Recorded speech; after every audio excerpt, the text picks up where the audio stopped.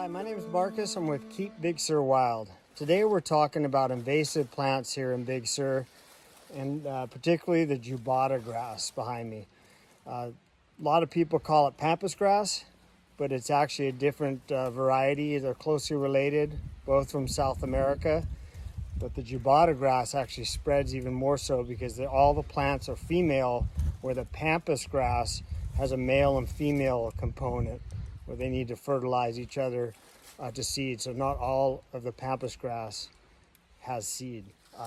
You can see behind me here one of the plumes and flowers, 100,000 seeds in one flower.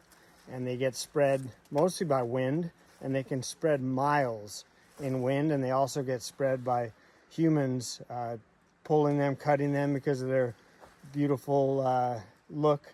And they'll drive down the highway with them in the back of trucks or out their window, stick them on the back of a bicycle. And that's also kind of a super spreader type of situation for this plant. All right, so I'm in an area here where you see some mature plants behind me, some smaller plants here. Instead of using herbicide, which we don't want to use when we don't have to, these smaller plants, a little bit of moist soil. We're at the end of winter now. Smaller plants will pull right out. You can get all the roots there, so that's the best way to get rid of the smaller plants. As far as eradicating a little bit larger, more mature plants that really have a strong root structure, what I do is I like to try to get rid of the flowers very carefully, cutting them.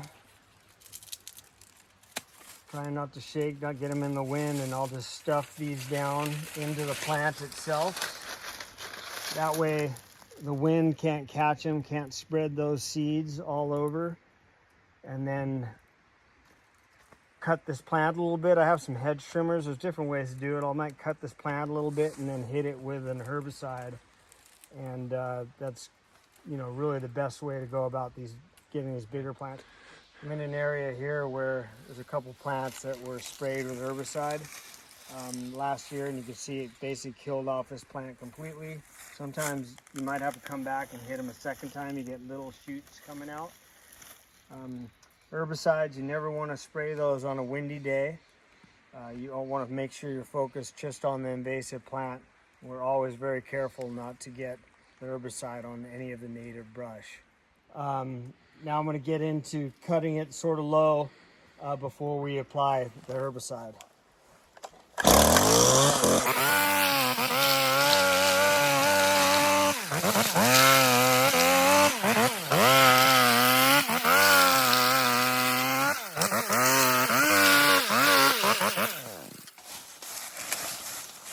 Always wearing gloves.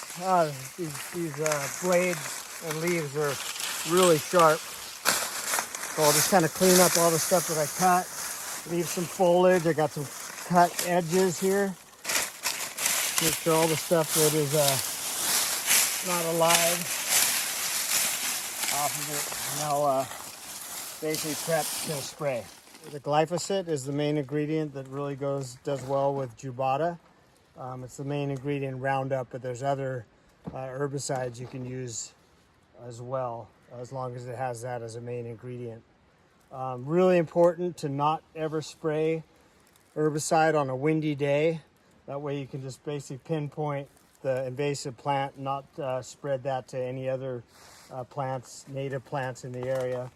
And PPEs, long sleeve shirt, gloves. I actually have some rubber chemical free gloves, eye protection. And if there is just a little bit of wind, you want to get upwind from that. And I'll just basically getting sort of close here, making sure I'm hitting only the plant, some of the open cuts, getting it on the leaves, and just pinpointing the plant itself. And hit it like that. After a few weeks, you'll start seeing it die off, and you may have to come back one more time and hit it if there's still a little bit of green life to it. So sometimes it takes multiple applications. Here is to really educate people, private property owners, the public, of just how dangerous invasive plants are to the natural landscape of Big Sur. If we can go after an area from Andrew Malera State Park to the Carmel Highlands, it hasn't completely taken over the landscape there like it has much of the south coast of Big Sur. And if we can work with private property owners, people like yourselves with the public, and other agencies like Caltrans, California State Parks, United States Forest Service, CABS, and Keep Big Sur Wild, we might have a chance, but it's going to take a lot of work, and we're going to have to come up with a long-term plan.